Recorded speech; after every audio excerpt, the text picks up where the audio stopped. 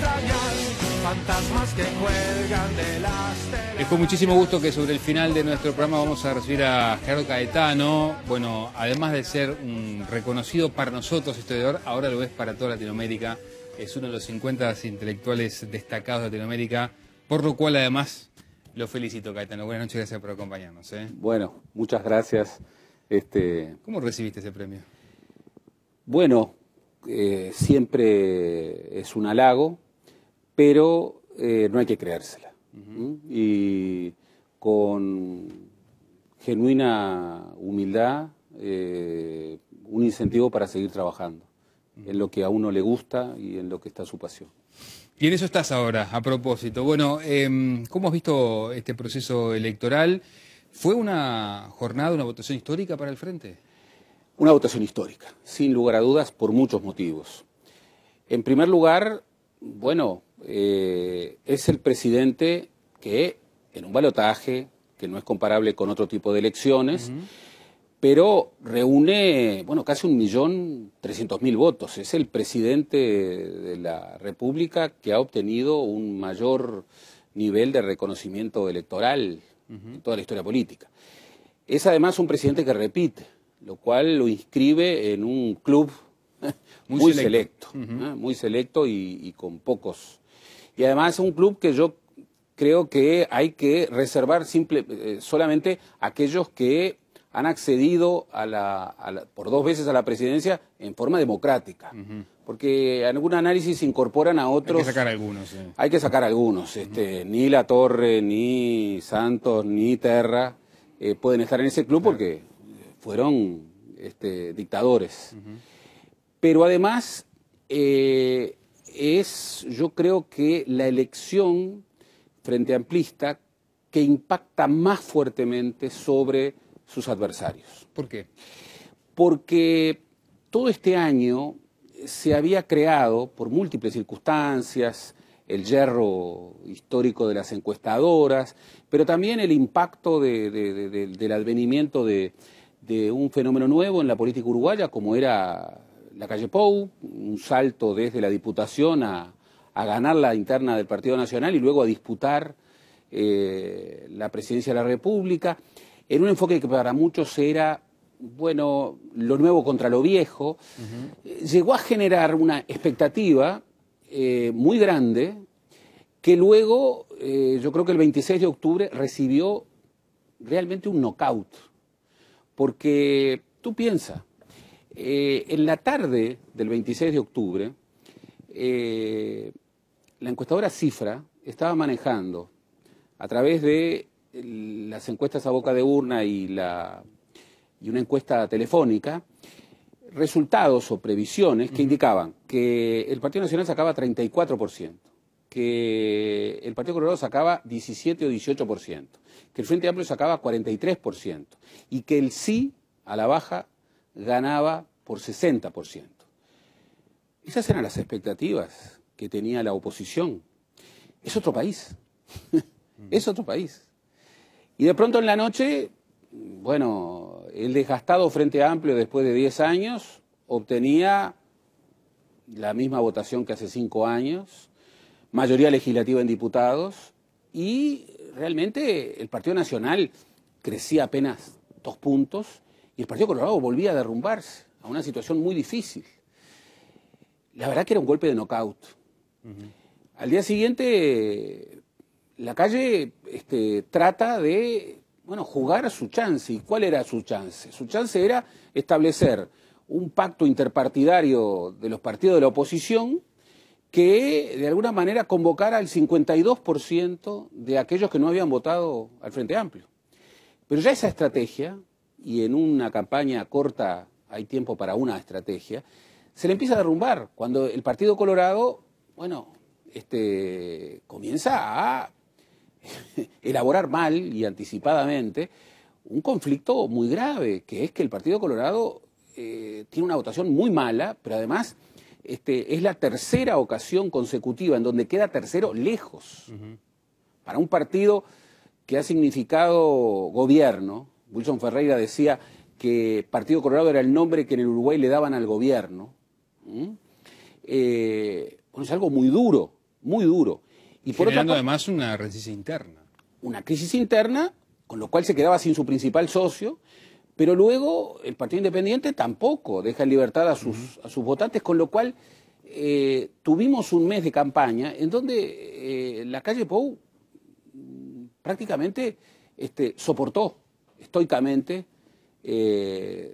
más de 30 días en donde los resultados estaban jugados, aunque la discusión era la magnitud.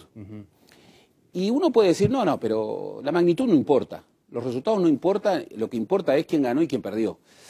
Los resultados importan, porque forma parte de esa ecuación de poder que surge cada 5 años de las elecciones. Eso te iba a preguntar, la diferencia por un lado y ese 53,6 que implica de apoyo para Tabaré Vázquez, ¿de alguna manera puede hacerse valer o impactar en algo en la forma de administración de Vázquez? Sin duda. Vázquez durante todo este mes, pese a las dificultades manifiestas que tenía la fórmula nacionalista, no descansó un solo día. Y no descansó un solo día, ¿por qué? Porque se estaba jugando una partida que para él era muy importante. ¿Qué partida? Obtener la mayor legitimidad posible a partir de un resultado electoral lo más fuertemente categórico a su favor. Y lo obtiene. Con lo cual obtiene una legitimación ampliada que es casi 7 puntos en relación a los votos válidos, más que la votación que obtiene el Frente Amplio el 26 de octubre. Porque si proyectamos ese 53,6 de los votos emitidos a los votos válidos, estamos en un 57. Con lo cual hay casi 7 puntos arriba que Vázquez obtiene, captando electorado, bueno, parte Colorado, parte del Partido Independiente y parte de los partidos menores. Se especulaba con que iba a crecer mucho el voto en blanco y voto anulado. La verdad que creció, pero muy moderadamente. ¿Y cómo imaginás vos que se traduce esa mayor legitimación de Tabaré Vázquez en su próximo gobierno? Y bueno, esta semana ya tenemos un test. Si efectivamente se consolida esta versión que anda circulando respecto a que Tabaré Vázquez este jueves va a anunciar su gabinete, bueno, ya tenemos un hecho político que está expresando, bueno, un presidente que tiene las manos libres, que tiene una legitimidad muy ampliada y que está gobernando sin una negociación difícil en ese equilibrio complejo que es el Frente Amplio. Tú piensas que, por ejemplo, del 26 de octubre sale un mapa político dentro del Frente Amplio, en donde, por ejemplo, el MPP, que es nada menos que el movimiento del actual presidente Mujica, obtiene 6 senadores y 24 diputados. Esto, digamos, obliga a negociar hacia la interna, pero una cosa es negociar sin legitimidad propia o con una legitimidad mediada, y otra cosa es, bueno, establecer un modo de gobierno que está respaldado por un pronunciamiento que tiene algo de plebiscito. Por eso el balotaje refuerza la legitimidad presidencial. Ese 53% entonces, si te interpreto bien, Gerardo, de alguna manera lo ayuda a Vázquez para hacer frente al desbalance que había generado en la interna el peso del MPP, por ejemplo. Por ejemplo, pero lo pone en una situación compleja. Tú recuerdas cómo Vázquez, en el 2004, cuando había otro país y otro Frente Amplio, definió su gabinete. Lo dividió en dos. La mitad del gabinete era gente directamente vinculada con su círculo más próximo. Algunos de ellos, como Víctor Rossi, venían de su etapa de intendente, lo mismo que María Julia Muñoz. Y la otra mitad era, bueno, las primeras figuras de cada lista. Cabeza de lista. Los cabezas de lista para incorporar una interna compleja, siempre compleja, la del Frente Amplio, adentro del gabinete. Claro. Bien. Mujica hizo un gabinete completamente diferente, en donde buscó la representación de todos casi por cuota política. Incluso intentó aquello de el ministro es de un color y el ministro es de una tendencia, el subsecretario es de otra. Eso no funcionó y generó problemas. Vázquez siempre dijo que no iba a hacer eso. Pero una cosa es no hacer eso y otra cosa es definir el gabinete en función de sus opciones. vamos a ver cuánta negociación va a tener la construcción del nuevo gabinete. Cuanto más rápido se defina, menos negociación. Lo cual, bueno, si ayer el resultado era otro, Vázquez hubiera tenido más dificultades para hacerlo. Te quiero preguntar por algo que incluso se manejó en la etapa final, sobre todo de la campaña, y es el peso relativo ahora que puede llegar a tener el equipo de Astori. Un Astori que en la primera administración Vázquez tenía mucho más fuerza, su sector tenía mucho más fuerza, que ahora queda, digamos, en menor medida absorbido por lo que es el peso del MPP. ¿Cómo puede jugar eso en la administración de Tabaré Vázquez, en esta segunda administración de Vázquez, teniendo un ministro de Economía no tal vez con el peso que tenía legislativamente, sobre todo en la administración pasada? Nosotros hemos tenido dos administraciones frente amplistas, en donde el ministro de Economía, los ministros de Economía, han sido tal vez los ministros de Economía con más poder en la historia política del país. Yo no recuerdo ministros de Economía que fueran tan poderosos como lo fueron en este periodo los ministros de Economía de Tabaré Vázquez primero y de José Mujica después. Incluso en esta segunda administración en donde hubo ciertas tensiones, nunca advertí como correcta ese diagnóstico que hablaba de dos equipos económicos. No, había un equipo económico claramente hegemónico y bueno, habían algunas discusiones, pero claramente la política económica la definió el equipo económico dirigido desde el Ministerio de Economía y Finanzas. Es cierto que el Frente Libre Sereñe ha votado muy por debajo de sus expectativas, casi 100.000 votos menos, y que eso, bueno, le genera debilidad política, pero Astori cuenta con un respaldo fortísimo por parte del presidente de la República. Entonces, si bien es cierto que el astorismo tiene menos representación parlamentaria, cuenta con un respaldo nítido, neto, del presidente Vázquez, que viene con la legitimación ampliada del pronunciamiento de ayer. Se ha planteado mucho que va a haber una tensión, que el frente se ha radicalizado, que este gobierno va a ser mucho más tensionado. Yo realmente no lo advierto porque creo que, por ejemplo, el rol que va a desempeñar José Mujica no es un rol de contestación a Vázquez, sino que va a jugar un rol de facilitación. Y no veo mucho, es decir, José Mujica es un radical, no lo creo que lo ha demostrado en el gobierno. Raúl Sendic es un radical. El grupo de los 8 está conformado por radicales, no me parece. Entonces, lo que veo es que Astori va a tener mucho poder en este nuevo gobierno, que ese poder sobre todo va a estar dado por un respaldo explícito de Tabaré Vázquez y que además, también se respalda por una coyuntura económica que no digo que va a plantearse en términos de crisis, no hay ningún análisis que lleve hasta ahí, pero uno mira tanto el mundo como la región y ¿qué es lo que ve? Una desaceleración del crecimiento económico internacional, una desaceleración en el crecimiento de China, que es nuestro principal socio comercial, y una situación en la región en donde Argentina tiene los problemas de siempre, y tal vez algunos más, y Brasil este año va a tener prácticamente crecimiento cero. Gerardo, me queda un minuto y solamente te quiero preguntar lo siguiente. Tú decías, bueno, fue un knockout lo de la noche pasada para el Partido Nacional. ¿Crees que lo de la positiva se terminó? ¿Fue un fracaso?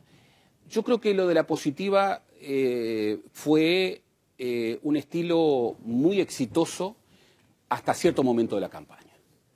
Pero en política hay que tener la capacidad de mutabilidad. Es como los equipos de fútbol. No pueden jugar solamente de una única manera. En el básquetbol esto es tradicional, es decir, se cambia de marca y demás, pero los equipos que juegan de una sola manera, bueno, el partido cambia y tienen que cambiar. Yo creo que hubo un momento de la campaña en donde el estilo por la positiva y la forma a la que se aferró la campaña nacionalista se agotó. Y allí, bueno, sufrió un desgaste acelerado el propio candidato.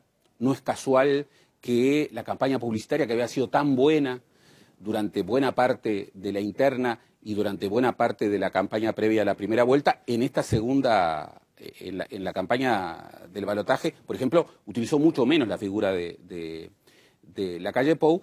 Y por otra parte, esta elusión de ciertas definiciones llevó a un candidato muy capaz, como yo creo que es Lacalle Pou, a repetirse, reiterarse. Yo creo que todos los periodistas que lo han escuchado han visto como una figura muy promisoria. Él tiene que hacer un balance en donde su crecimiento político este año, bueno, es un crecimiento realmente impresionante. Él era un diputado, y ahora, bueno, es una de las principales figuras. Habrá que ver si puede ejercer el liderazgo del Partido Nacional, algo que todavía no ha hecho y que es un desafío difícil. Pero él ha hecho un salto de 7 leguas.